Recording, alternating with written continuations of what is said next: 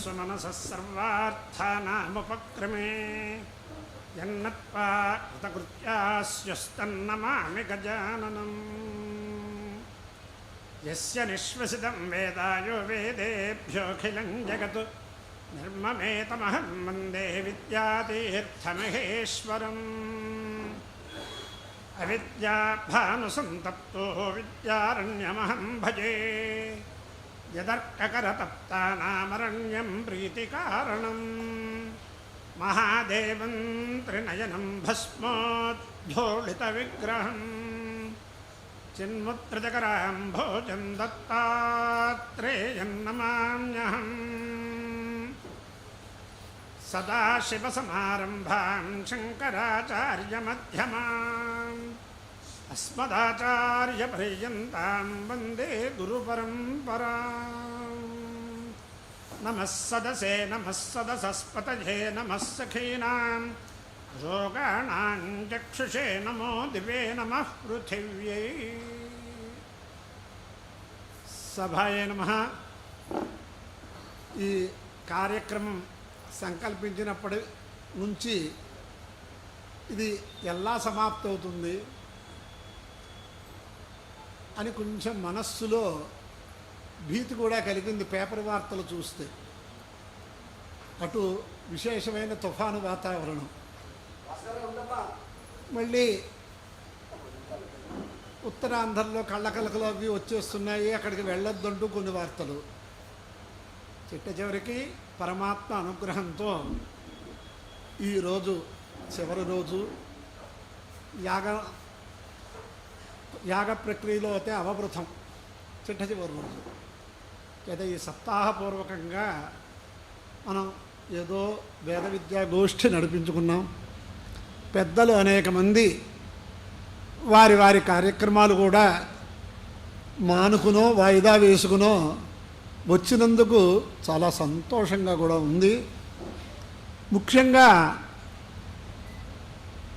శ్రవణ మనన నిధిధ్యాసనములు అని వేదాంత శాస్త్రంలో విశేషంగా చెబుతారు.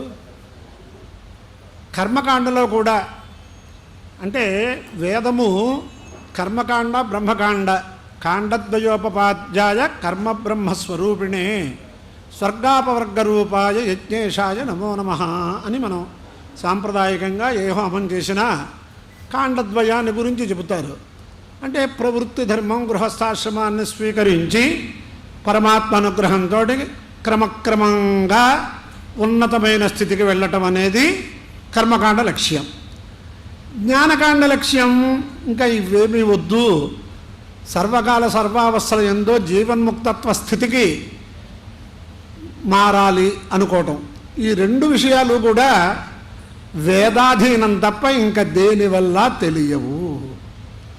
అందుచేత అటువంటి విషయాలు యథామతి యథాశక్తి కొంతవరకు ఇక్కడ అడిగిన వాళ్ళకి దీని ద్వారా సందేహాలు నివృత్తి చేసుకునే వారికి అనుకూలంగా కొన్ని చెప్పాను. ఆ అనుపూర్వి కొంచెం అటు ఇటు ఉంటూ ఉంటుంది అని కూడా ముందరే సెలవిచ్చాను. సరే, ఈరోజు ఈ ప్రసంగాన్ని ప్రారంభించడానికి ముందు పూర్వ రోజు ఏం చెప్పుకున్నాం మనం?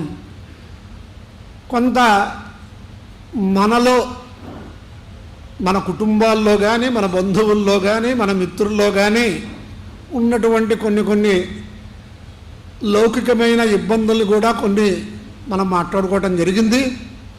అందులో కూడా శ్రీవత్స సగోత్రీకులు నిన్న లాయర్ గారు ఇక్కడికి వచ్చినందుకు కొంచెం ఆయన మాట మాట్లాడేటప్పటికీ మధ్యమ పద లోప సమాసం అని చెప్పాను నేను.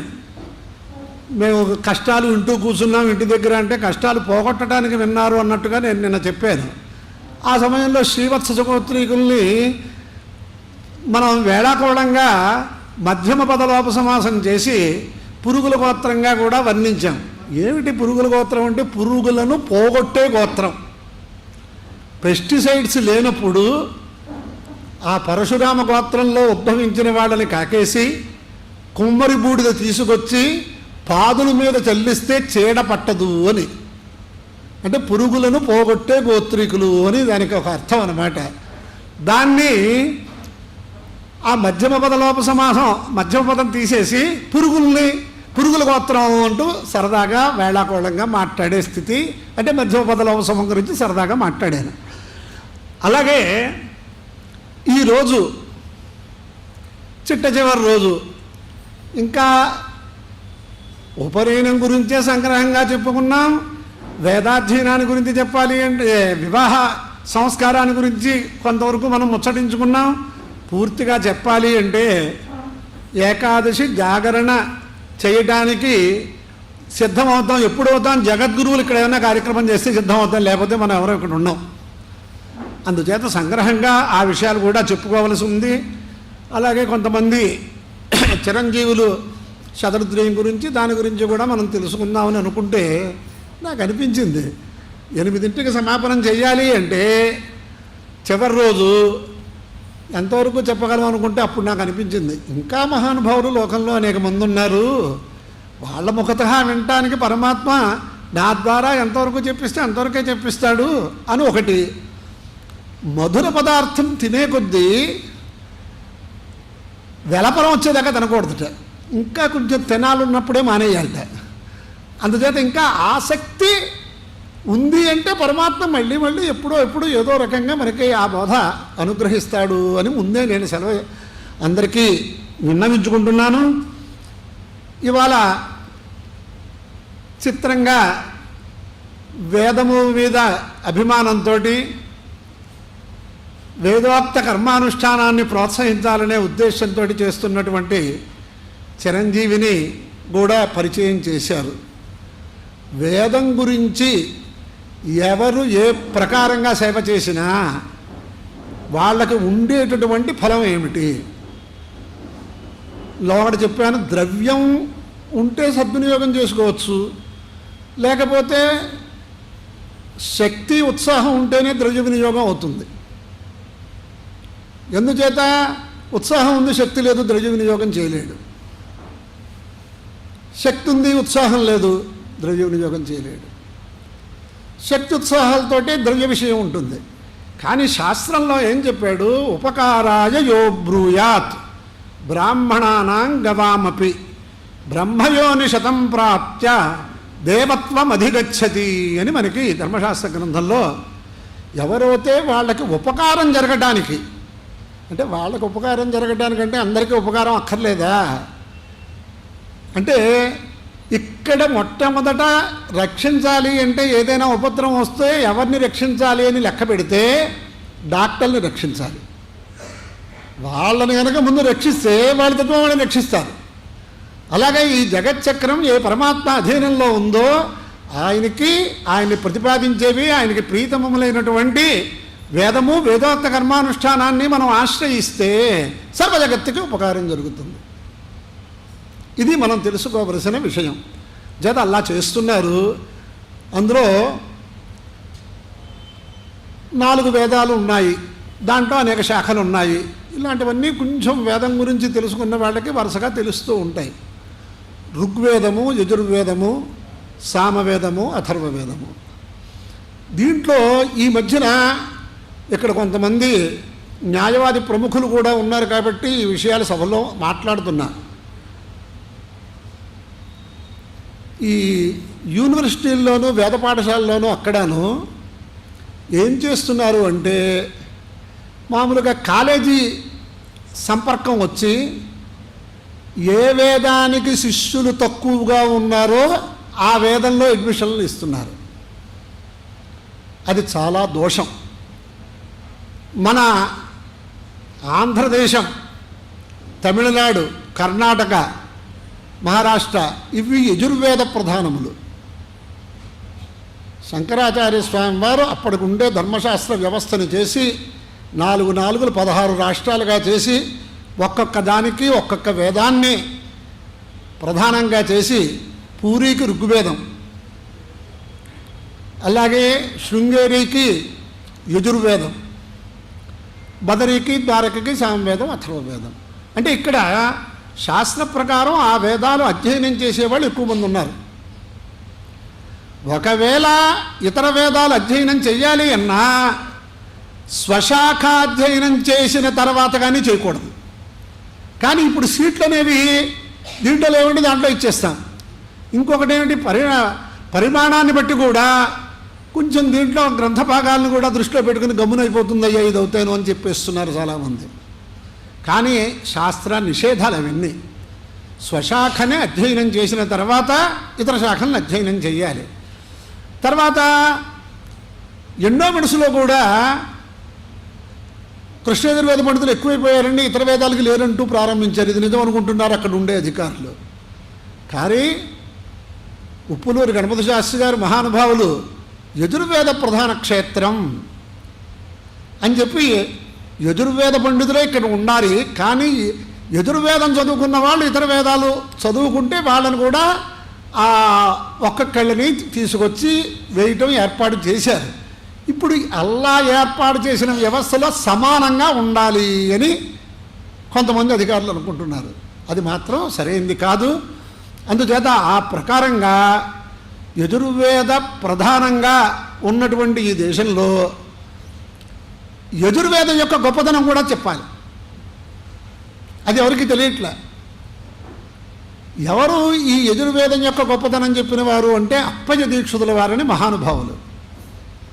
విశ్వనాథ సత్యనారాయణ గారు అనే ఆయన పండితులంటే ఎవరు అంటే వేదశాస్త్ర సమన్వయంగా సంపూర్ణమైనటువంటి బ్రహ్మబోధ చేసిన వాడు ఎవరు అని ప్రశ్నిస్తే నా దృష్టిలో ముగ్గురు పండితులు అన్నట్ట. శంకరాచార్య స్వామి వారు, విద్యారణ్య స్వామి వారు, అప్పయ్య దీక్షితుల వారు. ఈ అప్పయ్య దీక్షితుల వారు అనే ఆయన సామశాఖీయులు, తమిళ దేశస్థుడు. కానీ శాస్త్రం చెప్పేటప్పుడు ఎలా చెప్పాలి అంటే ఉన్నది ఉన్నట్టు చెప్పాలి. అందుకోసం అక్కడ ఏమన్నారంటే ఆంధ్రత్వం ఆంధ్రాభాషాచ ప్రాభాకర పరిశ్రమ తత్రాపి యాజుషీ శాఖ నాల్పస్య తపసఫలం అన్నారు. అయినా యజుశాఖలో అంటే ఆయనకి ఎందుకు కలిగిందో అన్నదానికి కూడా హేతువులు ఉన్నాయి. యజుశాఖలో ఆంధ్రదేశీయుడిగా ఆంధ్రదేశీయులు గర్వించాలి. తెలుగు దేశ భాషలందు తెలుగు లెస్స అని గురజాడ చెప్పారంటారు. ఆయనకంటే ముందు అప్పయ్య దీక్షితుల వారు చెప్పారు. ఈయన మన రాష్ట్రీయ మన తెలుగువాడు. ఈయన అరవ దేశస్థులు చెప్పారు మహాపండితులు.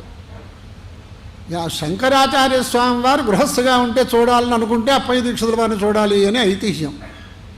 అంత దైవానుగ్రహం పొందినటువంటి వ్యక్తి.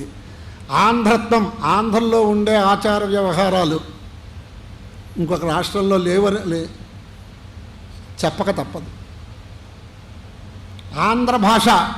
ఆంధ్ర భాషలో ఎన్ని అక్షరాలు, సంస్కృతంలో ఎన్ని అక్షరాలు ఉంటే ఆంధ్ర భాషలో అన్ని అక్షరాలకి వినియోగం ఉంది. ఇప్పుడు వరల్డ్ భాష ఇంగ్లీష్ అనుకుంటే 26 అక్షరాలు మాత్రమే. 63 చతుషష్ఠిర్వా దానికి అనుస్వారాలు ఇవన్నీ లెక్క పెడితే 63 కానీ 64 కానీ మొత్తం అన్నీ కూడా తెలుగులోనే ఉన్నాయి వినియోగం. శాస్త్ర పండితులు అపారంగా ఉండేవారట. తత్రాపి యాజుషీ శాఖ అని చెప్పారు అప్పయ్య దీక్షితుల వారు. యజుశాఖలో పుట్టడం యొక్క గొప్పతనం ఏమిటంటే ఇప్పుడు శతరుద్రీయం గురించి కూడా కొన్ని మాటలు మనం మాట్లాడుకోవాలిగా. ఆయన శంకరాచార్య స్వామి వారు యజుశాఖీయులు. మరి శంకర భగవత్పాదుల వారిని హృదయంలో ధ్యానం చేస్తే కానీ వాళ్ళు ఒక్క అక్షరం చెప్పల, ఒక్క అక్షరం అధ్యయనం చేయలే. అందుచేత ఆయన శంకరులు ఆ కైలాస శంకరుడు శంకరాచార్య స్వామి వారుగా అవతరించారు అంటే కారణం ఏమిటి అంటే శతరుద్రీయం అనేది యజుర్వేదంలో ఉందిట. నమ్మకం అంటారు దాన్ని. ఇతర వేదాల్లో రుద్ర సూక్తాలు ఉన్నాయి కానీ నమ్మకం అనేది లేదు. ఈ నమ్మకం శతశాఖల్లో యజుశాఖల్లో ఆమ్నాతమై ఉందిట. అనేక రుద్ర శబ్దాలు ఉన్నటువంటిది ఇదిట. రుద్ర శబ్దానికి కూడా కొన్ని అర్థాలు లోకంలో అన్యథా వ్యాఖ్యానం చెప్తూ ఉంటారు. రోదనాథ రుద్ర అని ఒక మాట చెప్తూ రుద్రుడను ఈశ్వరుణ్ణి లయకర్తని ధ్యానం చేయకూడదని కూడా చెప్తూ ఉంటారు కొంతమంది. ఎలాగా అందరూ కూడా ఆధ్యాత్మిక మార్గంలో ఉన్నామనుకునే వాళ్ళల్లో కూడా భేదాభిప్రాయాలు కల్పించడానికి ఇది కూడా ఒక సాధనంగా చెప్తూ ఉంటారు. సృష్టికర్త, స్థితికర్త, లయకర్త ఒకే పరమాత్మ ముగ్గురుగా అవుతే దాంట్లో ఒకళ్ళని సేవించమని ఒకళ్ళని సేవించొద్దని చెప్పడానికి మనం ఎవరం? వేదం ఇద్దరికీ కూడా అభేదం చెబుతోంది, శివుడికి విష్ణువుకి. మరి ఎలాగండి ఇది ఎలా తయారవుతోంది వ్యవహారం అంటే, ఆ రుద్ర అంటే రోదనం వల్ల రుద్రుడు జన్మించాడు, రోదనం చేయించడానికి రుద్రుడు ఆవిర్భవించాడు అనే మాటలు కొంతమంది చెప్తారు. అంటే లయకర్త, సంహారకర్త, ఇలా ఏవో పేర్లతో చెప్తూ ఉంటారు. దీని మీదట అక్కడ సమాధానం ఏమిటంటే, రుద్ర శబ్దానికి అర్థం భాష్యంలో వివరించిన విషయాలు. ఋతు దుఃఖం ద్రావయితి వినాశయితీతి రుద్ర, దుఃఖములను పోగొట్టేవాడు. జ్యోతిష్శాస్త్రంలో కూడా శాంతి కమలాకరం అనే గ్రంథంలో కూడా ఈ నమ్మకంలో ఉండే మంత్రములకు అనేక వినియోగాలు ఉన్నాయి అరిష్ట నివారణ కోసం అనేది ఒకటి మనం తెలుసుకోవాలి. మరి ఎవరు సంహారకర్తో ఆయనే రుద్రుడు అంటే, రాక్షసులను సంహరించడానికి శ్రీ మహావిష్ణువు అనేక అవతారాలు ఎత్తి దుష్ట శిక్షణ చేసి శిష్ట రక్షణ చేశారు అంటే మరి ఆయన రాక్షసులను సంహరించారు కదా. మరి సంహరించినప్పుడు ఆయన కూడా లయకర్త అయిపోయాడు కదా. విష్ణువే ధ్యేయం, విష్ణువునే ధ్యానం చేయాలి అనేవాళ్ళు మరి ఈ ప్రకారంగా అడిగితే సమాధానం లేదు. అంటే అందుకోసం నమక మంత్రంలో ఏమని చెప్పారంటే, నమో హంత్రే చహనీయసే చ ఎత్ర ఎత్ర యహ యహ శత్రుం హంతి తత్ర తద్రూపేణైవ హంతి అని వ్యాఖ్యానం చేశారు విద్యారణ్య స్వామి వారు. ఆ సమయంలో రామచంద్రమూర్తి అయినా సరే రుద్రాంశతోటే వాళ్ళని సంహరించాలి. కానీ మనం నిన్న చెప్పుకున్నట్లుగా శివాయ విష్ణు రూపాయ శివరూపాయ విష్ణువే, వాళ్ళల్లో అంతరం చూసినా మహాదోషం చెప్పుకొస్తున్నాడు శాస్త్రంలో అని మనం రుద్రశబ్దాన్ని నిర్వచనం చేసుకుంటే, ఆ ఈశ్వరుడికి పంచాక్షరి మహామంత్రం అనేది ఎక్కడ ఉంది అంటే నమక భాగంలోనే ఉంది, శతరుద్రీయంలో మధ్య భాగంలో ఉంది. అంచేత సర్వాసు శాఖాసు సర్వాసు శృతిషు రుద్రైకాదశిని ఉత్కృష్ట తత్రాపి నమస్సోమాయ ఇత్యనువాక ఉత్కృష్ట తత్రాపి మధ్యే పంచాక్షరీ మధ్యే శివ ఇత్యక్షరద్వయం అని చెప్పుకొచ్చారు. నమ శివాయ చ శివతరాయ చ అని అది దీంట్లో ఉంది. కాబట్టి అప్పయ్య దీక్షితుల వారు యజుశాఖ సామవేద శాఖీయుడు ఆయన. అందుచేత సామవేదాన్ని అధ్యయనం చేసిన మహనీయుడు ఆయన. యజుర్వేదానికి అంత ప్రాధాన్యం చెప్పుకొచ్చారు. చేత దాంట్లో యజుర్వేదంలో ఈశ్వరుడు అందరినీ అనుగ్రహించడానికి ఎన్నెన్ని రూపాలు ధరించాడో, ఇక్కడ ఉపాధిని బట్టి ఒక అర్థం, ఉపాధిస్థుడిని బట్టి ఒక అర్థం. అంటే సర్వత్ర బ్రహ్మభావన చెయ్యాలి అంటే శతరుద్రీయం. వేదానిమల్లోకమముంచ లోకం పరిత్యజ్య ఆత్మానమన్విచ్చేత్. పూర్తిగా నిన్నే అన్నాను, వేదాంతం వినేస్తున్నారు చాలామంది. వేదాంతం వినటానికి తగినటువంటి పూర్వయోగ్యత సంపాదించుకోకుండా వింటే దాన్ని లోక మర్యాదలో అనుకునే మాట ఏమిటంటే మెట్ట వేదాంతం, అది ఫలించదు. అంచేత అటువంటి సాధన సంపత్తి అంతా సంపాదించుకున్నటువంటి మహనీయులు యతీశ్వరులు సన్యాసాశ్రమం స్వీకరించే సమయంలో ఎన్నెన్ని వేదాలను అధ్యయనం చేసినా అవన్నీ కూడా విడిచిపెట్టేయాలి. తర్వాత వాళ్ళు అధ్యాపనం చేయకూడదు. వేద నిమున్ అంటే ఐహిక ఆముష్మిక ఫలాలు నిన్న చెప్పుకున్నాం, ఇహాముత్ర ఫలభోగ విరాగం అని. ఇవన్నీ కూడా సంపాదించుకున్న తర్వాత సన్యాసాశ్రమం స్వీకరించాలి, దాని తాత్పర్యం. దాంట్లో శతరుద్రీయాన్ని మాత్రం విడిచిపెట్టకూడదు. ఉపనిషత్తులు శతరుద్రీయం వాళ్ళకి నిత్యము ఆవశ్యకములు అని కూడా మనకి శాస్త్రం ఉంది. అందుచేత అటువంటి శతరుద్రి యొక్క ప్రాశస్త్యం ఎంతైనా ఉంది. దీంట్లో సూర్యరూపాన్ని ధరించినట్టు ఉంది పరమాత్మ. అసౌయో వసప్పతి నీలగ్రీవో విలోహిత ఉతైనం గోపాదృశన్నదృశన్నదహార్య ఉతైనం విశ్వాభూతాని సదృష్టో మృడయాతిన అని మనకి కనిపిస్తోంది. అంటే సూర్యరూపాన్ని ధరించడం ఎందుకు అని, పరమ కారుణ్యమూర్తి కాబట్టి పరమాత్మ అక్కడ సూర్యరూపాన్ని ధరించడం అనే దానికి కారణం ఏం చెప్పారు అంటే, మొత్తం అందరిలో చాలా బుద్ధిశ్రమ లేకుండా జీవనం చేసే వాళ్ళని గోపాలకులు, ఘటస్త్రీలు వీళ్ళిద్దరినీ నిర్వచనం చేశారట. గోపాలకులు అంటే అందరికీ తెలుసున్నది. ఘటస్త్రీలు అంటే ఇదివరకు ఈ ఇంటికి నీళ్ళు వచ్చే సాధనాలు లేనప్పుడు కాలువలోంచో చెరువులోంచో నదిలోంచో నీళ్లు తీసుకొచ్చేవారు. వాళ్ళకి అదే వృత్తి.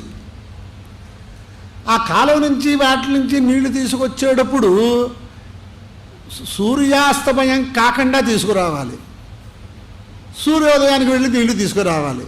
ఇది ఒక వాళ్ళకి కర్తవ్యం. అంటే వాళ్ళ కాలాన్ని ఇప్పుడు హారంలో పెడుతూ ఉంటారు ఈ ఫ్యాక్టరీల్లో.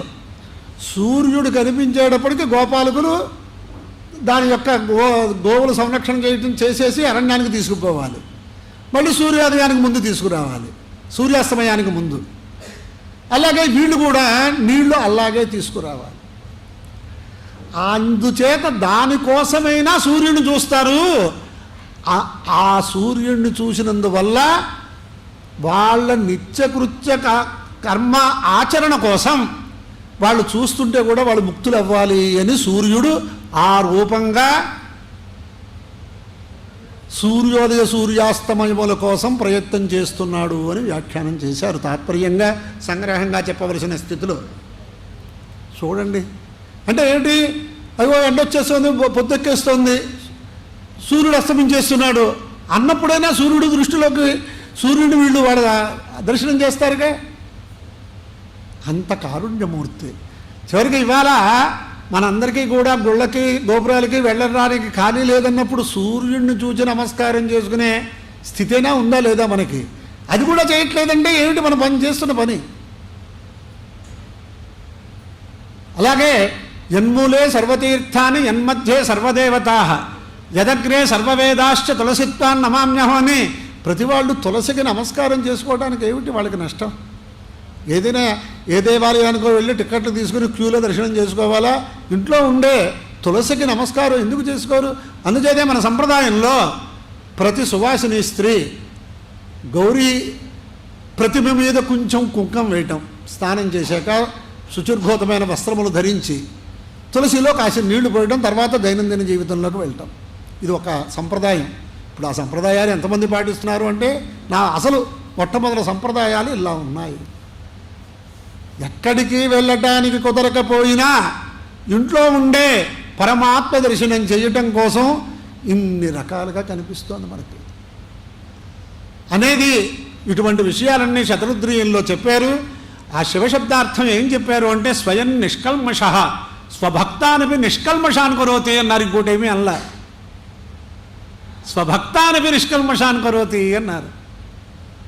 అలాగే దీని గురించి సాహిత్యం బాగా అధ్యయనం చేసిన వాళ్ళని చెబితే, కాళిదాసు అభిజ్ఞాన శాకుంతలం అనే నాటకాన్ని రాస్తూ ఏం చేశాడు ఆయన, యా సృష్టి స్రష్టురాజ్యా వహతి విధిహుతం యాహ విర్యా చహోత్రీ ఏత్తే కాలం విధత్త శృతి విషయగుణ యా స్థిత వ్యాప్య విశ్వం యా మాహు సర్వభూత ప్రకృతిరితి యా ప్రాణినః ప్రాణవంతః ప్రత్యక్షాభిః ప్రపన్నస్తనుభిరవతు వస్తాభిరష్టాభిరీష. కాళిదాసు మహాకవి. మళ్ళీ కాళిదాసు గురించి కూడా బాగా లోకంలో చాలా దుష్ప్రచార రూపంగా కథలు చాలా జరిగాయి. అవి నమ్మేసిన వాళ్ళు ఉన్నారు సినిమాల్లో కూడా. ఒక గొర్రెల కాపరి ఇలాంటివన్నీ కూడా, ఇవన్నీ కూడా సినిమా కోసం మార్చిన కథలు. ఆయన మహాపండితుడు. ఆయన వ్రాసినటువంటి కాళిదాస త్రయాన్ని వ్యాఖ్యానం చేయడానికి శక్తి లేని స్థితిలో మల్లినాథ సూర్యనే ఆయన సప్రమాణంగా వేదవాక్యములతోటి వ్యాఖ్యానం చేశాడు. సరే, అంచేత చరిత్రలో ఎవరినైనా పెద్దవాడిని చేయొచ్చు, ఎవరినైనా చరిత్రవాడిని చేయొచ్చు. ఆ చరిత్ర రాసే వాళ్ళకి ఉండే బలాన్ని బట్టి ఉంటుంది. ఇప్పటికీ కొన్ని మనం వింటున్నాం లోకంలో. అంచేత ఆయన ఏమని ప్రార్థించాడు ఈశ్వరుడిని? మిమ్మల్ని అందరినీ ఈశ్వరుడు రక్షించుగాక అంటే నన్ను కూడా అనుకోండి. ఆయనే ఉంది, ఈశ్వరుని అందరూ ప్రార్థన చేస్తారు. కానీ ప్రత్యక్షాభిప్రపన్నస్తనుభి, ప్రత్యక్షముగా ఉన్నటువంటి అష్టతనువుల చేతను మిమ్మల్ని రక్షించుగాక అన్నాడు ఆయన. అంటే మరి దేవుడు కనిపిస్తాడా అంటే, నాయన పృథివ్యత్తేజ వాయురాకాశములుగా సూర్యచంద్రుడుగా వేదం చదువుకుని వేదోక్త కర్మానుష్ఠానం చేసేవాడిగా మీకు కనిపిస్తున్నారు, ఎంతమంది చూసుకోండి అని చెప్పాడు ఆయన. అంటే ఈ పంచభూతములు అలాగే సూర్యచంద్రులు వేదోక్త కర్మానుష్ఠానం చేసే వాళ్ళని ఈ శ్లోకాన్ని వివరిస్తే 3 గంటలు వివరించవచ్చు. అంటే భగవంతుడు లేని స్థలము లేదు, ఇందుగలడు అందు లేడని సందేహం అంటారుగా, అదంతా కూడా దీంట్లోనే ఉంది. ప్రత్యక్ష తనువులు, ఆ తనువులను పృథివ్యప్తేజ వాయురాకాశములను ఏ ప్రకారంగా వినియోగించుకుంటున్నాం మనము అని ఈశ్వర రూపంగా కాళిదాసు చెప్పారు. మరి తద్విష్ణో పరమం పదగో సదా పశ్యంతి సూరయ దివీవ చక్షురాతతం అని ఒక మంత్రం ఉంది. ఇది ఈశ్వరుడికి సంబంధించింది ఉంటే అది విష్ణుమూర్తికి సంబంధించిందిగా మనం చెప్పుకుంటాం. అక్కడేం చెప్పారు? మామూలుగా సంస్కృత భాష వస్తే ఈ మంత్రం అర్థం అవ్వదు. తద్విష్ణో విష్ణో పరమం తత్పరమం పదం సూరయ సదా పశ్యంతి, వేదార్థ పారంగతా పండితా సదా పశ్యంతి అంటున్నారు. ఎక్కడ చూస్తున్నారండి వాళ్ళు? మరి వేదం చెబుతుందిగా, వేదం చెప్పిన మంది వినాలిగా. స్వాంగుష్ట పరిమితే హృదయ పుండరీకే, అక్కడ ఎప్పుడూ కూడా ధ్యానం చేతను అంతర్ముఖులుగా చూస్తున్నారు అన్నారు. అక్కడ మాత్రమే ఉంటాడా అండి? దివి వచక్షురాతతం యథా దివి నిరావరణే అస్మదీయం చక్షు యథా వ్యాప్తం భవతి. ఎంత దూరాన్ని చూడగలం మనం బయటికి వెళ్తే, ఏమీ చెట్లు కొండలు లేకపోతే అటువంటి స్వరూపంట. అంటే ఈ పంచభూత స్వరూపంగా ఆయన ఉన్నాడు అని అర్థం చేసుకోవాలి. పృథివ్యప్తేజ వాయురాకాశాలుగా. ఇప్పుడు ఈశ్వరుడు వేరు రుద్రుడు వేరు అంటే ఎవరు ఎక్కడున్నట్టు లెక్క. అందుచేత ఎటువంటి పరిస్థితుల్లో వాళ్ళ మధ్య భేదభావాన్ని చూడకూడదు. ఈ విషయములన్నీ కూడా మన పరమాచార్య స్వామి వారు ఏం చేశారంటే, అసలు ఇవాళ దాని గురించి భాషణం చేద్దాం అనుకుంటే సమయం దృష్టిలో పెట్టుకుని అది విరమించాను. ఎలా పరమాత్మ దర్శనం మనం ఎలా పొందాలి అనే దాని గురించి ఒక విశేషమైనటువంటి ఉపదేశం చేశారు ఆయన. అది పరమాత్మ మళ్ళీ పరమాచార్య స్వరూపంగా ఎవరితోటి చెప్పిస్తారో అది వేరే విషయం.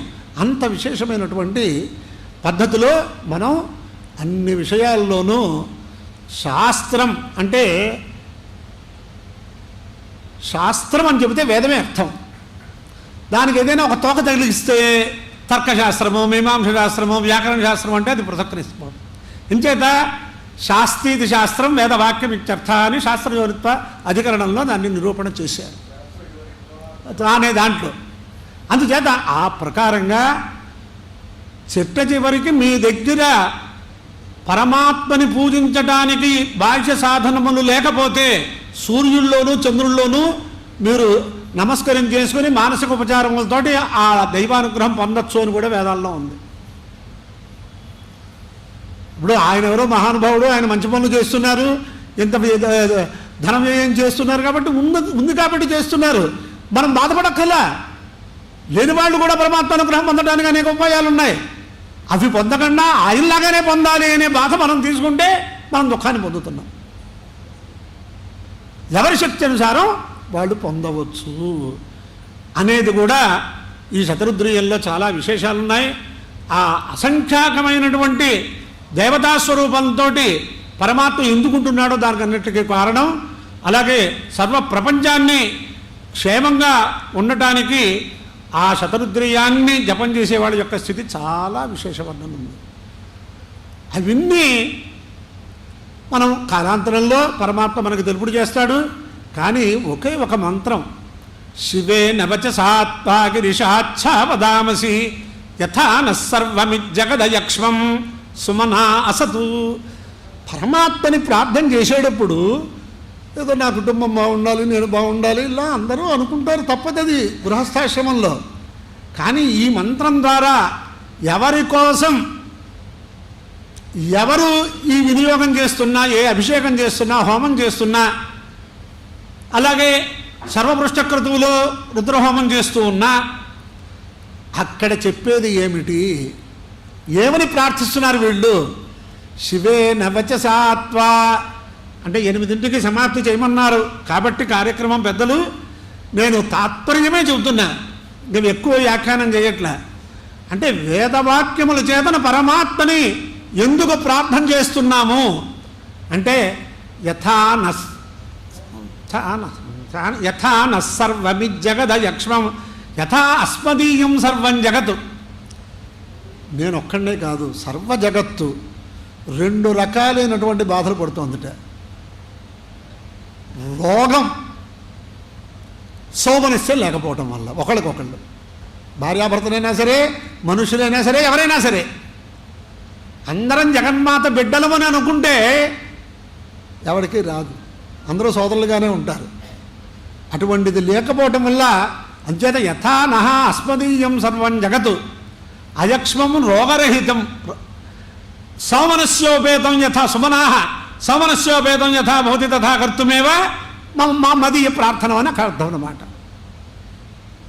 అంటే సర్వ జగత్తుకి కావలసినవన్నీ ఏ మంత్రముల్లో ప్రతిపాదన జరుగుతోందో ఆ మంత్రముల ద్వారా పరమాత్మని ప్రార్థిస్తూ ఉంటే ఈ వేదోక్త కర్మాచరణం వ్యక్తిగతమా,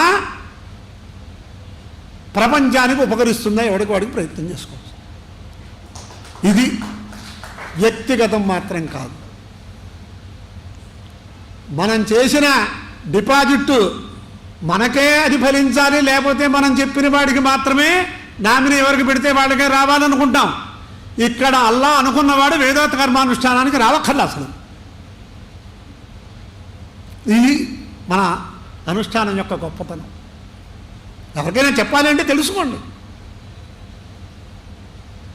అంతేగాని మా దానికి వచ్చి ప్రార్థన చేసిన వాళ్ళకే మా తాలూకు వాడు దైవం అని కూడా నేను అన్నాం, రక్షిస్తాడు అనే మాట ఇక్కడ ఏమన్నా ఉందా? శత్రువుకి కూడా ఉపకారం జరగాలి, వాడికి మంచి సద్బుద్ధి రావాలి. అందుచేతే నా దేవాదండమాదాయ రక్షంతి పశుపాలవత్ ఏమి రక్షితుమిచ్చంతి బుద్ధ్యా సంయోజయంతి తం. దేవతని రక్ష రక్ష జనార్దన రక్ష రక్ష మహేశ్వర ఆత్మ ప్రదక్షిణ నమస్కారాన్ని సమర్పయామి అంటూ ఉంటారు పూజల్లో. ఆ రక్షణ అంటే ఏమిటండి అంటే గోపాలకుడు గోవులని ఒక్కొక్క కర్ర తీసుకుని వాళ్ళు దాన్ని రక్షిస్తూ నడిపిస్తున్నట్లుగా మనం చేస్తాడు ఆయన. పనేం లేదా ఆయనకి? దేవతలకి ఇంకో పనేం లేదా? నా దేవా దండమాదాయ రక్షంతి పశుపాలవతు న రక్షంతి. మరి ఎలా రక్షిస్తాడండి ఆయన? ఎందుకండి మాట్లాడుతున్నాం మనం అని అనుకున్నట్లయితే ఎన్ని రక్షితుమిచ్చంతి, ఎవరిని రక్షించడానికి ఇచ్చగిస్తారో బుద్ధ్యా సంయోజయంతితం, వారి బుద్ధిలో మార్పు చేస్తారు. అరే రే రే అయిపోతుంది కాలం, మనం ఏం చేసాం ఇంతవరకును? శాస్త్రం మన వయస్సుని 4 భాగాలు చేయమంది. ఆద్యే వయసి నాధీతం, ద్వితీయే నార్జితం ధనం, తృతీయేన తపస్తప్తం, చతుర్థే కింకరిష్యతి. ఎంత బాగా వాళ్ళు ఉపదేశం చేశారు. బాలమనోరమాకారుడు దీన్ని తీసుకున్నాడు. మొత్తం మీరు 80 అనుకుంటారా, 4 20లు చేయండి. 100 అనుకుంటారా, 4 25లు చేయండి. శతమానం భవతి. ఇంకా జ్యోతిషశాస్త్ర ప్రకారం 180 సంవత్సరాలు ఏదైనా 4 భాగాలు చేయండి. మొదటి భాగంలో విశేషంగా అధ్యయనం చేయండి. రెండవ భాగంలో సంసార కృత్యాలు చూసుకోండి. మూడవ భాగంలో మన కోసం, దైవానుగ్రహం కోసం తాపత్రయపడండి. ఇంకా చతుర్థ భాగం నువ్వు ఎప్పుడు తీసుకెళ్ళినా హాయిగా నేను మూడ సర్దు కూర్చున్నాను అన్నట్లుగా ఉంటాడు వాడు. కాదండి అంతా అయిపోయాక ఇంకా ఎప్పుడో చేద్దాం అనుకుంటే చతుర్థ భాగంలో ఏం చేయగలడు? శరీరేంద్రియ పటుత్వం తగ్గిపోయాక తృతీయ భాగం పెట్టాడు. దాన్ని మన వాళ్ళు షష్ఠి పూర్తి పెట్టారు, రిటైర్మెంట్ పెట్టారు.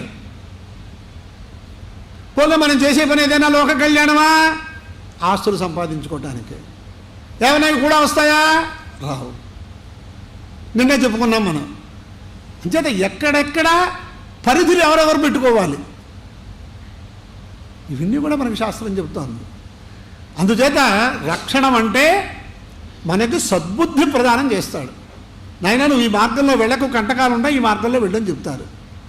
అందుచేతే వివేక చూడముల్లో ఓ మాట చెప్తాడు, తటస్థిత బోధయంతి గురవశ్రుతయో యథ ప్రజ్ఞయైవ తరేద్విద్వాన్ ఈశ్వరానుగృహీతయా.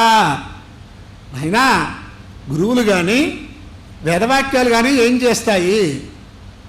తటస్థిత బోధయంతి, ఆ ఒడ్డును కూర్చుని వాక్యాలు చెబుతారు గురువులు. ఏదవలసిన వాడు వాడే సాధకుడు. వాడికి ప్రజ్ఞ కావాలి. ఏం ప్రజ్ఞ కావాలి? ఈశ్వరానుగృహీతయా ప్రజ్ఞయా, ఈశ్వరుడు అనుగ్రహించిన, పరమాత్మ అనుగ్రహించినటువంటి ప్రజ్ఞ.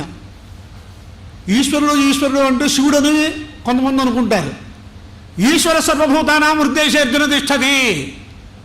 అక్కడ ఈశ్వరుడికి పరమాత్మ అర్థం. త్రిమూర్తి స్వరూపుడైన పరమాత్మ అర్థం చేసుకోకపోతే ఏమీ తెలియదు. అలాగే సర్వస్వ జాహం వృద్ధి సన్నివిష్ట మత్తస్మృత జ్ఞానమపోహనం చే సర్వత్ర నేను ఉన్నాను అని చెప్తున్నాడు ఆయన. అంటే ఇలా మనం అనేక విషయాలు ఆలోచించుకుంటే ప్రతి విషయంలోనూ మనకు భగవంతుడు కనిపిస్తాడు. ఆ స్థాయికి నింపాదిగా మనం రావాలి, ప్రయత్నం చెయ్యాలి. ఆ ప్రయత్నం చేయడానికి మధ్యలో అనేక అవరోధాలు వచ్చేస్తున్నాయి అని నేను మీకు తెలుపుడు చేస్తూ, శతరుద్రీయంలో ఇలాంటి గొప్ప విషయాలన్నీ ఆయన చెబుతూ, ఇక నమ్మకం చమకం అంటారు. చమకం అంటే కోరికలు. గృహస్థాశ్రమంలో ఉన్నవాడు అందరూ కూడా ఈ మధ్యన నిష్కామకర్మానుష్ఠానం, నిష్కామకర్మయోగ ఇవన్నీ వింటున్నారు. ఇవన్నీ కొంచెం వేదాంతంలోకి వెళ్ళటానికి, ఈ లౌకిక భవబంధాలు వదిలేయటానికి ఉద్యుక్తుడైన వాడికి కావలసిన విషయాలు. సకామకర్మానుష్ఠానం చేయమని కూడా వేదం చెప్పింది. కానీ ఆ కోరిక వేదశాస్త్రములకు విరుద్ధం అవ్వకూడదు. ధర్మావిరుద్ధో భూతేషు కామోస్మి భరతర్షభ. మరి మన సంకల్పాలు ఏం చేస్తున్నాం? ధర్మార్థ కామ మోక్ష చతుర్విధ ఫలపురుషార్థ సిద్ధ్యర్థం అని చేస్తున్నాం.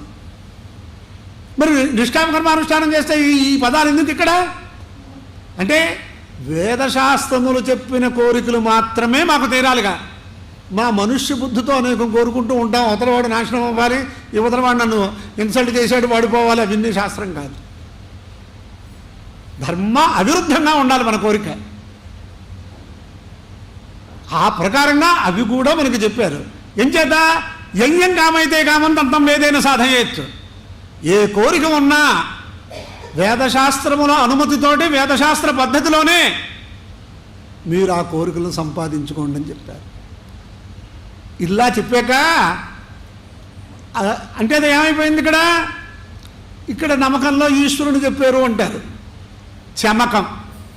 రుద్రో వా ఏషయదగ్నిస్తస్యైతే తనువో ఘోరాణ్యా శివాణ్యా యచ్చత రుద్రీయం జుహోతి యైవాస్య ఘోరాతనో తాంతేన శమయతి యద్వసోర్ధారాణ్యుహోతి యైవాస్య శివాతనో తాంతేన ప్రీణాతి. పరమాత్మకి 2 తనువులు ఉన్నాయట. ఉగ్రతనువులు, మంగళకరమైన తనువు ఒకటి, ఉగ్ర తనువు ఒకటి. అంటే శత్రువుల్ని, అంటే ఎవరిని? ధర్మశత్రువులని, లోక కంటకుల్ని సంహరించడానికి ఒకటి, దాన్ని శమింపజేయాలి. ఈ మంగళకరమైనటువంటి తనువుని సంతోషపెట్టాలి. శమింపజేయటం, సంతోషపెట్టడం. ఒకటి శతరుద్రియ హోమంతో, రెండవది వసోర్ధార హోమంతో జరుగుతుందట. వసోర్ధార హోమానికి దేవత ఎవరు అంటే ఆజ్ఞా వైష్ణవ్యర్చ వసోర్ధారాన్యుహోతి బ్రహ్మవాదిన వదంతి ఎన్న దేవత ఏ జుహ్పతి అధికం దేవత్యా వసోర్ధారేతి. ఏమండి వసోర్ధార హోమం చేయమంటున్నారు, చమకం చేయమంటున్నారు, ఆ చమకంలో అసలు ఎవరండి దేవతలు? అన్ని కోరికలే కదా అని అన్నారు. అన్ని సంచమే మయశ్చమే, మాకు ఇవి కావాలి ఇవి కావాలి ఇవి కావాలి, మీరు నిజంగా పరమాత్మ ప్రత్యక్షం అవుతే ఇన్ని కోరికలు అడగలేరు అని చెప్పింది వేదం, లోకానికి ఉపకరించేవి. మరి అవన్నీ అలా కనిపిస్తున్నాయండి, దానికి దేవత ఎవరండి అన్నారు. నాయన అగ్నా విష్ణు సజోషస అని కనిపించట్లేదా? నమస్తే రుద్ర, అక్కడ రుద్రశబ్దంతో నమ్మకం ప్రారంభమైంది. అగ్నా విష్ణు విష్ణు అగ్నా విష్ణువులతో ఇది ప్రారంభమైంది, మీకు కనిపించట్లేదా అని అడిగారు. అని ఈ ప్రకారంగా దీంట్లో అన్ని కోరికలే. మీరు నిజంగా అవన్నీ చెబితే ఎవరికైనా తెలుసుకుందాం అనుకుంటే అయ్య బాబు అసలు ఇన్ని కోరికలు కోరుకోవచ్చా అని కూడా అనిపిస్తుంది. సరే ఆ కోరికలన్నీ మనం తర్వాత ఎప్పుడైనా మా కాలాంతరంలో తెలుసుకుంటే, నాకు బాగా నచ్చినటువంటి పరమాత్మని కోరుకోవలసినటువంటి కోరికలు 4 కనిపించాయి నాకు. చిట్ట చివరికి ఒక 5వ కూడా కనిపించింది. ఎంతాచ మే ధర్తాచ మే క్షేమశ్చ మే ధృతిశ్చ మే. చాలా ఇష్టంగా నేను భావన చేస్తాను ఈ కోరికలు. మరి ఆయనకి ఇష్టమైంది మేము కూడా ఇష్టం అని అనుకోవాలా అని మీరు బలవంతం అనుకోవద్దు, ఎవరి టేస్ట్ వాళ్ళదంటారు కదా, కానీ మీకు కూడా ఇష్టం అవుతాయి. అంటే ఎంతాచమే అని ప్రారంభించారు. అయ్యా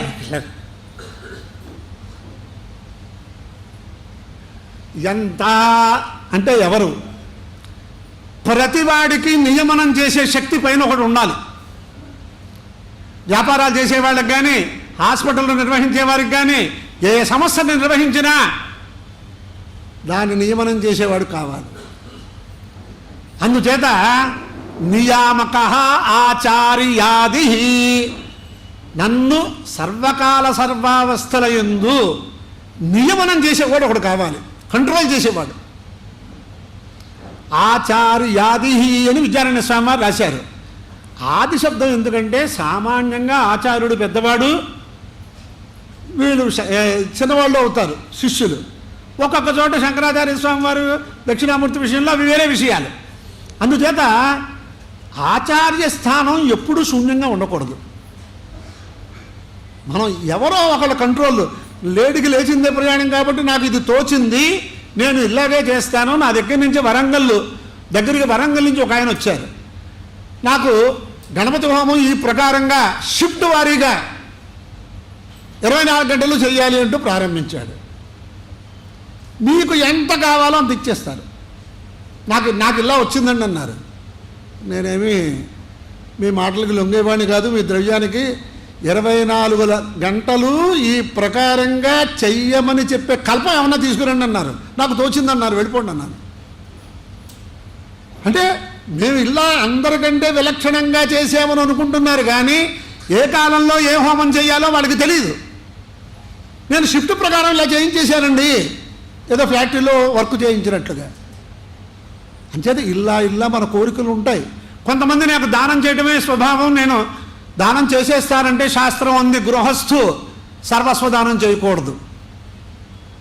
నీ కుటుంబాన్ని చూసుకుంటూ, నీ కుటుంబానికి రక్షణ చేసుకుంటూ తతిమాతి దానం చేయాలి, కానీ మొత్తం అంతా దానం చేసేస్తాను నేనంటే కుదరదు అని చెప్పింది. ఇన్ని రకాలుగా వేదమాత మనందరి సంరక్షణ కోసం ఎంతలా చెప్పిందో ఆలోచిస్తే ఆశ్చర్యం వేస్తుంది. అంచేత ఆ పరమాత్మకి ఈ అభిషేకం అయిపోయిన తర్వాత నివేదన చేసుకునే సమయంలో నాకు ఇవి కావాలని కోరుకునేటప్పుడు ఎంతాచమే అని కోరుకున్నాడు. ఇది మనం అందరం కోరుకోవాలి. ఎవరైనా సరే పైన ఒకడు ఉన్నాడంటే కింద వాళ్ళు చేసే పని వేరు. చివరికి సర్వసంగ పరిత్యాగులు మహానుభావులు మాకు వేదశాస్త్రములే మాకు మమ్మల్ని నియమనం చేస్తాయని చెప్తున్నారు వాళ్ళు. మనం స్వేచ్ఛగా ఉన్నాం. అందుచేతే వాళ్ళు ఎవరో అక్కడ పడ్డంలో పెట్టి డబ్బు ఇచ్చేస్తాను తీసుకోండి, బంగారు ఆభరణాలు బంగారు కాయిన్స్ అంటే వాడు కనుక స్వేచ్ఛా ప్రవృత్తితో దానం చేసేవాడంటే యచ్చ ఉగ్రాత్ ప్రతిగ్రహాతో ఉగ్రహ స్వేచ్ఛావర్తి పురుష అంటే శాస్త్రవిధి లేకుండా తస్మాత్ శాస్త్రం ప్రమాణంతే అనేది లేకుండా చేసేవాడు ఉగ్రుడు అని చెప్పింది. ఉగ్రుడు అంటే ఉగ్ర నరసింహం అంటాం. క్రోధంగా వాడెవరు ఆ క్రోధాలు పోతాయి. స్వేచ్ఛ నా ఇష్టం వచ్చినట్టు నేను చేస్తాను, ఎడం చేస్తా దానం చేస్తాను, గుడి చేయి ఉంటే తీసేవాడిని అసలు వద్దు. ఆ ద్రవ్యం తీసుకుంటే నీకు రోగానికో భోగానికో ఉపయోగిస్తుంది తప్ప యోగానికి ఉపయోగించదు. చేత నియమనం చెయ్యాలి. మన ఎవరో ఒకళ్ళు సరైన వాళ్ళు గురువులు. అటువంటి గురువులు జగద్గురువులు ఇక్కడ వాళ్ళకి చాలామంది లభించారు. కాబట్టి అటువంటి మహానుభావుల కనుసనలో మనం ఉన్నామని భావన చేసుకోవాలి. అయ్యో మనం అన్న తప్పుడు పని చేస్తే ఆయన దగ్గరికి వెళ్ళిపోతుందేమో భయపడాలి ఎవడైనా సరే.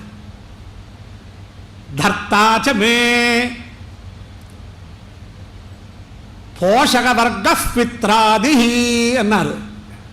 అంటే నన్ను చిన్నప్పుడు తండ్రి కష్టాలు పడ్డ చిన్నపిల్లల్ని ఎంత బాగా పెంచుతున్నాడో చూస్తూనే ఉంటాం మనం. అంటే మనం చేసిన పనికి సరైనటువంటి పారితోషికం వచ్చేటటువంటి పద్ధతి అటువంటి వ్యక్తులు నాకు ఎప్పుడూ ఉండాలి అని అర్థం అన్నమాట. అప్పుడేగా, లేకపోతే వీడికి మనస్సులో వైకల్యం ఎప్పుడు వస్తుంది? తను చేసిన పనికి తగ్గట్టు ఎవడు ఇవ్వకపోతేనే కదా వాళ్ళ మీద లోకం మీద శత్రుత్వం వచ్చేది. అంటే పోషక వర్గం ఎప్పుడూ నాకు ఉండాలి వీడు కోరుకుంటున్నాడు. పోషణ దాకే కోరాడు కానీ వీడు కుబేరుడంత ఐశ్వర్యాన్ని సంపాదించాలి నేను కోరట్లే. వీడు ఎంతాచ మే ధర్తాచ మే క్షేమశ్చ మే క్షేమ ఆపద్యపి నిశ్చలత్వం. ఆ క్షేమ అంటే విద్యమానస్య ద్రవ్యస్య రక్షణ శక్తి. నేను ఇంతవరకు ఏదైతే సంపాదించుకున్నానో అది మళ్ళీ సంపాదిస్తున్నారు, కింద చిల్లులో వెళ్ళిపోతుంది. ఎంతసేపు తోడినా అదేమీ నిండట్లేదు. దాన్ని రక్షణ శక్తి, దాని వినియోగ శక్తి కూడా మనకు ఉండాలి. అంటే అది కూడా నాకు కావాలి నాయన. నువ్వేమిస్తే అది రక్షించుకునే. నువ్వు నాకు అనుష్ఠానం ఇచ్చావు, అనుష్ఠానాన్ని రక్షించుకునే శక్తి కూడా నాకు కావాలి అని చెప్పి తర్వాత ఏమన్నారు అంటే ధృతిశ్చమే ఆపద్యపి ధృతి ధైర్యం ఆపద్యపి నిశ్చలత్వం అన్నారు. గొప్ప ఆపత్తు వచ్చినా ఏం చెయ్యాలనే బుద్ధి రావాలి తప్ప ఎందుకు వచ్చింది అనేది ఉండకూడదు. సమస్య ముహూర్తం పెట్టుకురాదు. పెళ్ళో ఉపనయనమో గృహప్రవేశమో ముహూర్తాలు పెడతాం. ప్రాబ్లం ఎందుకు వస్తుంది, ఎలా వస్తుందో తెలియదు. దాన్ని ఎదుర్కొనే శక్తి ఇప్పుడు ఇవాళ ఇక్కడ లాయర్లు ఉన్నారు, లేకపోతే వైద్యులు ఉన్నారు. ఆ క్రిటికల్ పొజిషన్లో ఏ ప్రకారంగా చేయాలో వాళ్ళకి ఆ సమయంలో స్ఫూర్తి ఉంటే కానీ ఏం పని జరగదు. అంటే ఆపద్యపి గొప్ప దైన్య స్వభావాన్ని పొందకూడదు. ఆపద్యపిచ కష్టాయాం భవే దీనో నకస్యచిత్. ఘోరమైన ఆపత్తు వచ్చినా ఏం చెయ్యాలని ఆలోచించాలి. అంటే అందరికీ తెలుస్తుంది, కొంచెం చెబుతున్నా. ఏదో ఇద్దరు బయలుదేరారు, భార్యాభర్తో భర్తో భార్యో ఎవరో, ఎవరి ప్రేరణతో ఎవరు బయలుదేరారో, ఓ సినిమాకి బయలుదేరారు. మధ్యలో కారు ఎక్కడో చెడిపోయిందో ఆగిపోయింది. నేను ఇంటి దగ్గర సుఖంగా టీవీ చూస్తుంటే నువ్వు బయలుదేరి తీసావు, నువ్వు బయలుదేరి తీసావు, నువ్వు బయలుదేరి తీసావు అంటే అప్పుడు తిట్టుకుంటే ఏమిటి ఉపయోగం? ఇద్దరూ మధ్యలోనే ఉన్నారు, మార్గ మధ్యలో. దాని నుంచి ఎలా బయటపడాలో ఆలోచన చెప్పాలి తప్ప ఎందుకు బయలుదేరామని అప్పుడు బాధపడితే ఏమిటి ప్రయోజనం? అంటే ఒక ప్రాబ్లం వస్తే అది లేక ఇవాళ ఈ డాక్టర్ కొంతమంది డాక్టర్లు రోగులకి నివృత్తి రావటం కోసం తాపత్రయపడుతూ ఉంటారు. ఒక పెద్దలు మహానుభావులు మేము హాస్పిటల్ పెడుతున్నామంటే ఏమైనా ఆశీర్వచనం చేయాలో తెలియట్లేదన్నారు. ఏమిటంటే మీ ఆసుపత్రి అభివృద్ధి అవ్వాలి అంటే రోగులు అభివృద్ధి అవ్వాలి, రోగం అభివృద్ధి అవ్వాలని మేము కోరుకోవాలా? ఎలాగ వాళ్ళని ఏమైనా ఆశీర్వచనం చేయాలి ఇప్పుడు? అంటే నాయన నీ దగ్గరకు వచ్చిన రోగులు సుఖంగా వెళ్ళాలని అదే అభివృద్ధి, అంతేగాని ఎంతమంది పేషెంట్లు వచ్చారు ఇది లెక్క కాదు. నీ దగ్గరికి ఎవరొచ్చినా, ఈ వైద్యాలయానికి ఎవరొచ్చినా సరే వాళ్ళు సంపూర్ణమైన ఆరోగ్యంతో వెళ్ళాలని మేము చేస్తాం తప్ప మీకు అభివృద్ధి రావాలని మేము కోరము అని చెప్పారు. అలాగే మా రామూర్తి గారు వచ్చారు. అందుచేత ఇప్పుడు ఇదివరకు విడాకుల కోసం వెళ్తే ఏదో నింపాదిగా వాళ్ళు భగవత్ ప్రార్థన చేస్తారో వాళ్ళ తాలూకు వాళ్ళు వీళ్ళ తాలూకు వాళ్ళు కొంచెం జరిగేది. ఈ మధ్యన పాపం సుప్రీంకోర్టు వాళ్ళు కూడా ఇవాళ వెళ్తే రేపు వచ్చేటట్టుగా చేసేస్తున్నారు. అంటే ఎన్ని పెళ్ళిళ్ళు చేయిస్తారు ఈ సుప్రీంకోర్టు వాళ్ళు? ఎంతమంది సహజీవనం చేయిస్తారో ఎవరైనా అడిగేవాడు ఉన్నాడా? ఇవాళ ఒక 6 నెలల్లో 7 ఏడాదిలో వాళ్ళు కలిసిన వాళ్ళు నాకు తెలుసు. వాళ్ళు ఏదో వాళ్ళ మామగారో తాతగారో ఏదో ఏ మహానుభావులను పట్టుకుని ఏ జగద్గురువుల్లో పట్టుకుని కాస్త మీరు ఆశీర్వాదం చేయండి అంటే కలిసిన వాళ్ళు నాకు తెలుసు ప్రత్యక్షంగా. నేను కావాలంటే మరి ఇవాళ కాలండి ఫాస్ట్గా అయిపోవాలంటే అమెరికాకి తెలిసిన అన్నీ కావాలా? ఏమైపోతున్నాం మనం? ఇప్పుడు ఎక్కడికి వెళ్ళిపోతున్నాం? అంచేత ఇప్పుడు వివాహ వ్యవస్థ గురించి మాట్లాడాలంటేనే భయంగా ఉంది. అసలు ఎందుకు వివాహం చేసుకోవాలో చెప్పడానికి కూడా భయంగా ఉంది. ఇంకా ఎందుకు ఈ సంకల్పాలు ధర్మ ప్రజా సంపత్తి శ్రీమంతో అనే సంకల్పాలు ఎందుకు అసలు? నేను ఒక మాట చెప్పాను, ఇక్కడ ఉండే అమ్మగారికి ఎవరికైనా కోపం వస్తే రావచ్చు గాక. ఓ పెళ్ళి అయినటువంటి వధూవరులకి చెప్పాను, ఆయన మీరిద్దరూ ఏకస్థులుగా ఏకాభిప్రాయంతో ఉంటేనే మీ పెద్దల్ని చూడగలరు. అలాంటి మరి మా తల్లిని చూడడం అంటే సౌమనస్యంగా ఉన్నంతసేపు అలాగే చూడండి, లేకపోతే ఆవిడికి పోషణ చూడు, సేవ కావాలంటే చెయ్యి తప్ప ఇద్దరిని ఒకే చోట పెట్టి కుటుంబాలు చిన్నాభిన్నం చేసుకోకుండా అని చెప్పాను. అంటే మీరు ఇలా చెప్తారా? ఇదేనా మీరు చెప్పేది అన్నారు. మాతృదేవోభవ. అవును, నాకు తెలియదా అని నేను వెళ్ళించాను. నేను చెప్పిందే మా శిష్య తుల్యులకి చెప్పాను ఈ మాట. ఏమిటండి అన్నారు. అర్థోవా ఏష ఆత్మన యత్పత్ని. పత్ని అనేది ఒక అర్థభాగం అని చెప్పింది మనకు శాస్త్రం. పక్షపాతం వచ్చినవాడు ఏదైనా ఇంకో పని చేయగలడే? తన శరీరాన్ని స్వాధీనం చేసుకోవడానికి చూస్తాడు. సంపూర్ణమైనటువంటి శరీరం ఉన్నవాడే ఏ పనైనా చేయగలడు. మాతృదేవతకైనా పితృదేవులకైనా ఎవరికైనా సరే వాడిగా స్వాస్థ్యం లేదు కదా. అందుచేత నువ్వు ఈ ప్రకారంగా ముందు సంకల్పం చేయి, అన్నీ సర్దుకుంటాయి. ఇలా చెప్పడానికి అవకాశం లేకుండా భారతదేశంలో భారతీయ వివాహ వ్యవస్థని తగలపెట్టడానికి వచ్చేస్తున్నాయి చట్టాలు, సహజీవనాలు ఇవిని. ఏం మాట్లాడతాం మనం? ఎవడైనా మాట్లాడేది ఉందా? భగవంతుడికి ఆధ్యాత్మికంగా ఆ దేవాలయానికి ఇచ్చే సొమ్ములు ఇష్టం వచ్చినట్టు ఖర్చు పెట్టడానికి ప్రయత్నాలు జరిగి అన్నీ నాశనం అవుతుంటే చూసే నాథుడు లేడు. ఏం మాట్లాడతాం? ఇవాళ అందరూ తెలివైన వాళ్ళే, మేధావులే. మనకెందుకు మనం ఏం చేయగలం? సంఘశక్తి కలయుగాని కావాలంటే చెబుతాం. ఒక ప్రయత్నం చేయాలిగా. ఇంకా నేను పెద్దలు ఉన్నారు, ట్రేడర్ల కంటే డాక్టర్లు ఇక్కడ ఉన్నారు, మహానుభావులు. వాళ్ళ దగ్గరికి ఎవరో ఒకళ్ళు ఎప్పుడో అప్పుడు సర్వే భయం వైద్యాధీనా. నేను ఒకటి చెప్తున్నాను, తిరుపతిని ఇవాళ కమర్షియల్గా చేసింది ఎవరు? అంతమంది భక్తులు వచ్చే చోట అనేక సంస్థలు పెట్టేసి దేవుడు చూపించేసి ఈ ప్రాణదాన ట్రస్ట్కి దీనికి డబ్బులు తీసుకోవడం, ఇది ఎంత వ్యామోహం! ఇది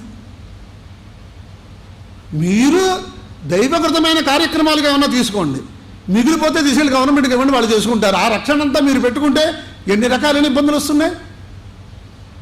ఎవరైనా మాట్లాడేది ఉందా? మీకు వేద ధర్మానికి హిందూ ధర్మానికి ఎంతవరకు అవసరం కావాలో మీరు అర్చకులకు పెట్టండి, ఇంకోటికి పెట్టండి, వాయిద్యాలకు పెట్టండి, అన్నీ పెట్టండి. వీళ్ళకి కావాల్సిన వైద్యం చూడండి. మొత్తం సర్వ రోగాలకి కూడా ఆ వెంకటేశ్వర స్వామి అనుగ్రహంతో ఇక్కడ చేసేస్తున్నామని చెప్పి ఆ ద్రవ్యం అంతా ఎవరైనా వస్తే వాళ్ళకంతా కాస్త ఒకసారి నా మాటలో నేను షో చేసేసి వాళ్ళకి శార్వాలు కప్పేసి ప్రాణదాన ట్రస్ట్కి ఇన్ని కోట్లు ఇవి తీసేసుకుని ఈ కోట్ల మీద వీళ్ళకి ఏమిటి దీంట్లో వ్యవహారం? తద్ది గోంగూర బలం అని వీళ్ళకి ఏం చేస్తున్నారు వీళ్ళు అసలు కంటే? చేత ఇవాళ దేవస్థానాల్లో కావలసినటువంటి వేదపారాయణ పోస్టులు, అక్కడ చేసే వేదపారాయణ పోస్టులు కూడా ఫిలప్ చేయట్లేదు.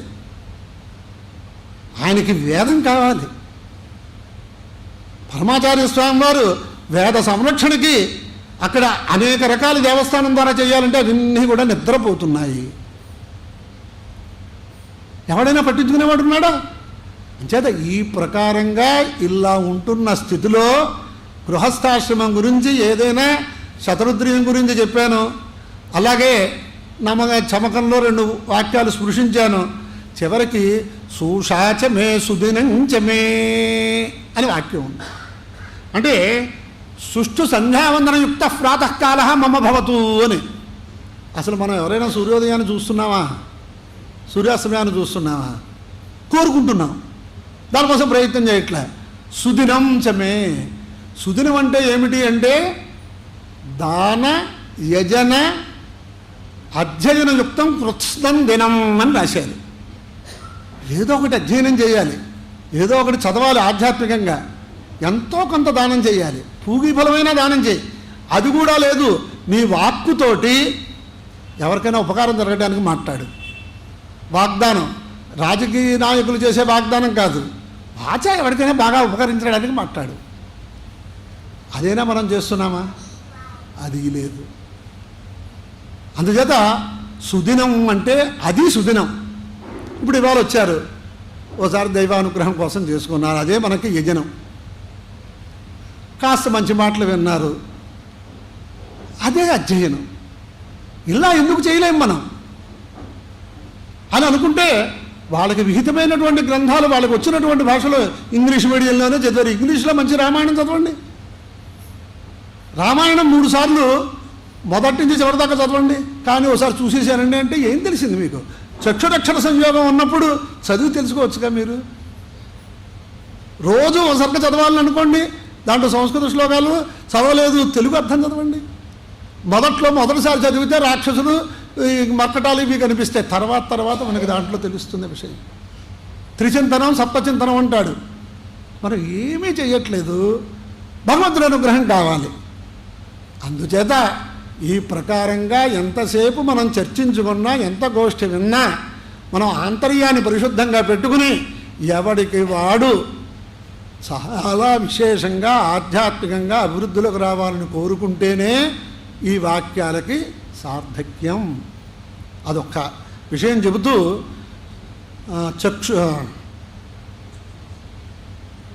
చక్షుర్మానుషం విత్తం చక్షుషాహి తద్విందతే శ్రోత్రం దైవం విత్తం శ్రోత్రేణ హి తద్విందతే అని కొన్ని వాక్యాలు ఉన్నాయి ఉపనిషత్తుల్లో.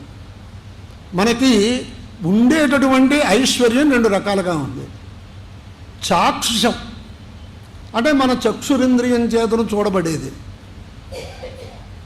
అది చక్షురింద్రియానికి తేడా వచ్చినా, రాత్రిపూట అంధకారం వచ్చినా మనం ఏమీ చూడలేం దాన్ని.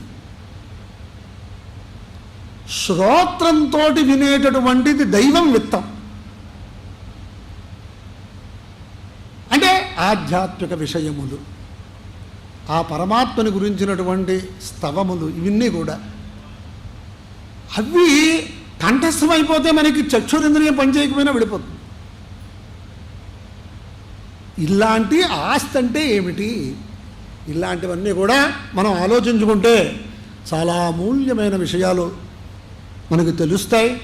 ఉన్న కాలంలో యథామతి చెప్పాను, చివరికి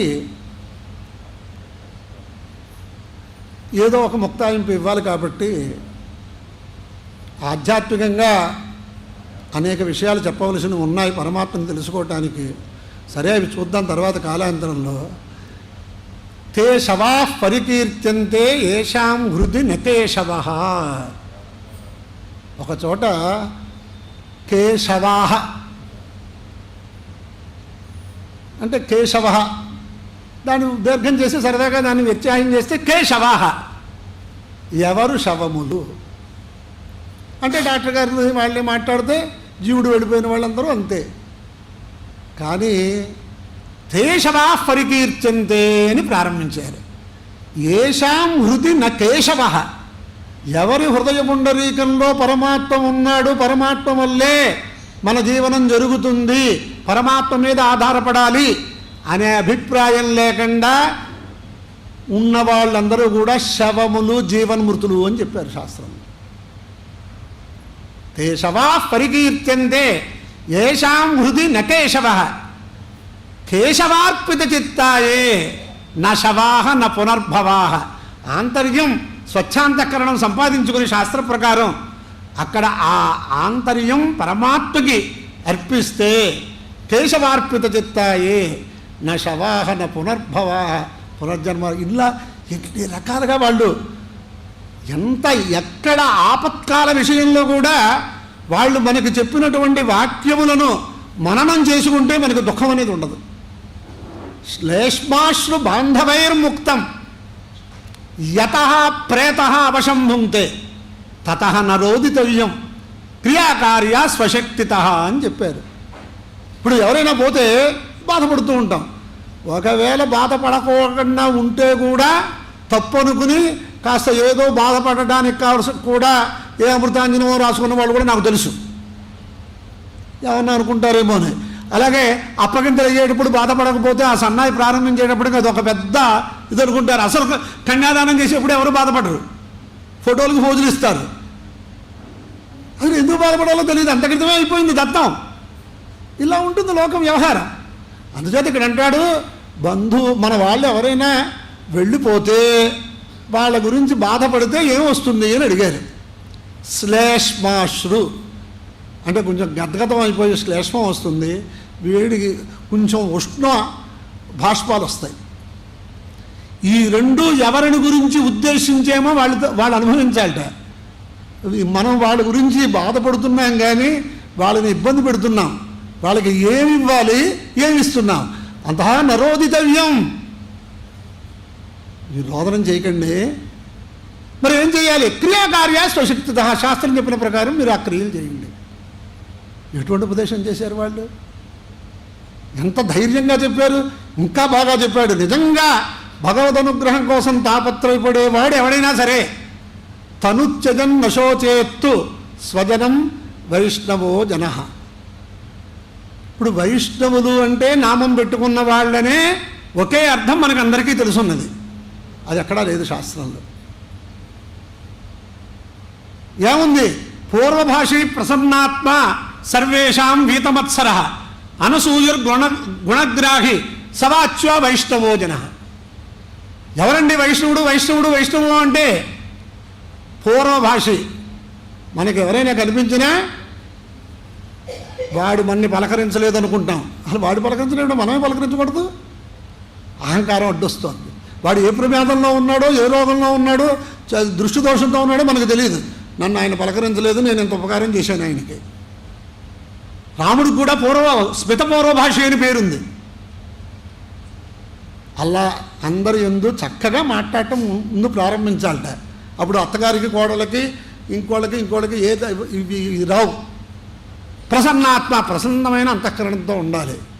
సర్వేషాం వీతమత్సర, ఎవడి విషయంలోనైనా ఏమి మాత్సర్యం లేకుండానే ఉండాలట. మనకంటే ఒకడు బాగా పై స్థాయికి వచ్చినా అసూయ పడకూడదు. అసూయ లేనటువంటి అనసూయం బట్టి దత్తుడయ్యాడు భగవంతుడు. త్రిమూర్తులు దత్తమయ్యారు. గుణగ్రాహి, శత్రువు చెప్పినా గుణం ఉంటే విగ్రహించాలి. ద్వేష్యో విసమ్మతశిష్ట తస్యార్థస్య యథౌషధం త్యాజ్యో దుష్ట ప్రియోప్యాసీత్ అంగుళీవోరగక్షత.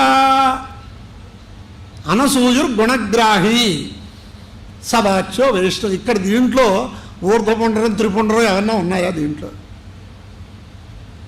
చేసుకోవచ్చు, ఎవరి సంప్రదాయానుసారం వాళ్ళు పెట్టుకోవచ్చు. ఈ గుణాలు ఉండాలి. ఈ గుణాలు ఉంటే మనందరం వైష్ణవులవే, మనందరం శైవులవే.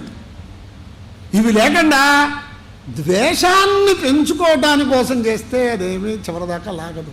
రావణాసుడు అంత శివభక్తుడినే కూల్చేసేది అని ఆలోచించుకోవాలి. అందుచేత తనుత్యజన్నశోచేత్తు స్వజనం వైష్ణవో జన. ఎవరైనా ఒక శరీరం అనే పంజరంలోంచి వెళ్ళిపోతే నిజమైనటువంటి వైష్ణవజనుడు ఏమీ బాధపడట. అక్కడ అడిగారు వాళ్ళు, అంటే ఎవరైనా బాధపడే సందర్భాలు వస్తే కూడా ఎలా మననం చెయ్యాలి, ఎలా సమాధానం చెప్పాలని చెబుతున్నాడు శాస్త్రంలో. కశ్యోచతి ప్రియం పుత్రం కారాగారాద్వినిసృతం. ఎవడైనా తన పుత్రుడు ఏదో తెలిసి తెలియక చేసిన పాపాలో ఎవడైనా దోషాన్ని ఆపాదించాడో అన్నీ చెప్పాలి లాయర్ల దగ్గర. వాడు కారాగారంలో ఉన్నాడు, కారాగారం నుంచి వచ్చాడు. కశ్యోచతి ప్రియం పుత్రం, ప్రియమైనటువంటి పుత్రుడు కారాగారం నుంచి వస్తే ఎవడైనా శోకిస్తున్నాడా? ఈ పంజరం అనే దాంట్లో ఉన్నటువంటి వాడు వెళ్ళిపోతే పరమాత్మ అనుగ్రహం పొందుతాడు అనుకుంటే హాయిగా మనం చేయవలసిన పనులు చేస్తాం. ఇలాంటి విషయాలు ఏ బాధ లేకుండా ఉన్నదానితోటి సంతృష్టి పడుతూ హాయిగా ఆనందంగా జీవనం చేయడానికి వేదశాస్త్రాల్లో చెప్పినటువంటి అనేక ఉపాయాలు ఉన్నాయి. దాంట్లో యథామతి కొంతవరకు నేను చెప్పిన దాంట్లో హంస క్షీర న్యాయంగా హేయ ఉపాదయములు అంటారు. హేయం అంటే త్యజించటం. పనసపండులో ఏమి అట్టే పెట్టుకుంటాం, పైన అన్నీ తీసేసి తొన తీసుకుంటాం. ఉపాదేయం అంటే తీసుకోవటం. అవి మీ అధీనములుగానే నన్ను ఇక్కడికి ఏదో ఒక రకమైనటువంటి బంధాన్ని పరమాత్మ కల్పించాడు కాబట్టి పండితులకి దేశభేదాలు లేవు, గ్రామ భేదాలు లేవు, ఏవి అందరి కోసం తాపత్రయపడాలి కాబట్టి ఏదో ఇక్కడ కొంతమంది ఆస్తికులు ఉన్నారు, నన్ను చాలా విశేషంగా అభిమానించారు.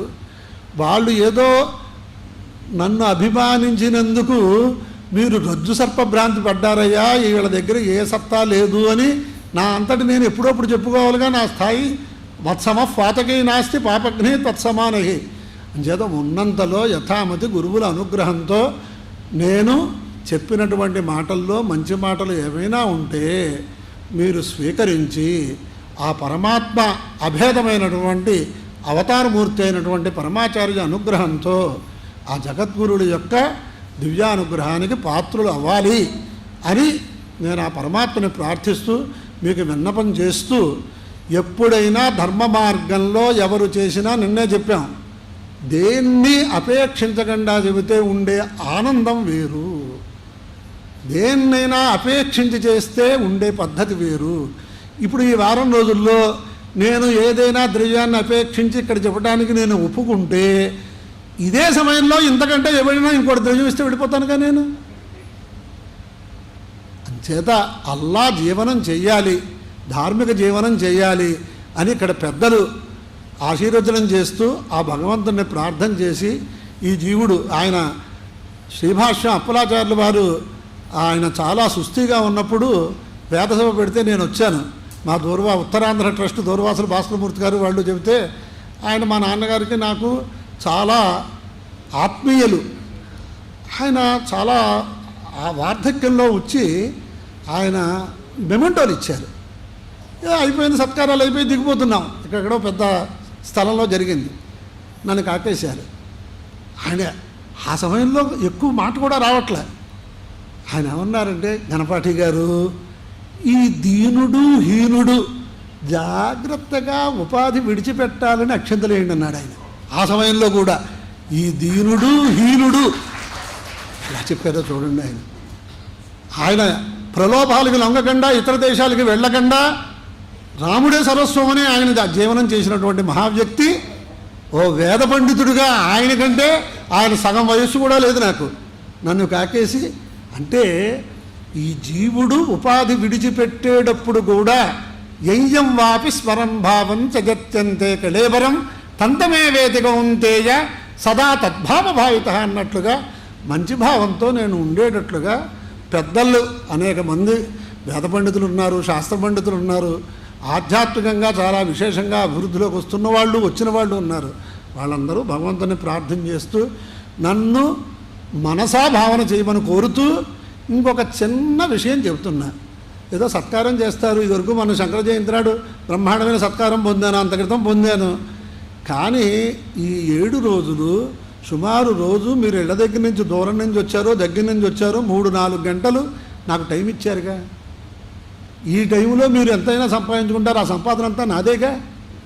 అందుచేత అంతకంటే నేను ఏమీ అపేక్షించట్లేదని సభాముఖంగా చెబుతూ ఆభిర్గేర్భిర్యదతో నభూనమాప్యాయరివో వృద్ధమానః యదా స్తోతృభ్యో మహి గోత్రారుజాసి భోజిష్టభాజో అధతే శ్యామ బ్రహ్మ ప్రావాదిష్మతన్నో మాసి. ఓం శాంతి శాంతి శాంతి.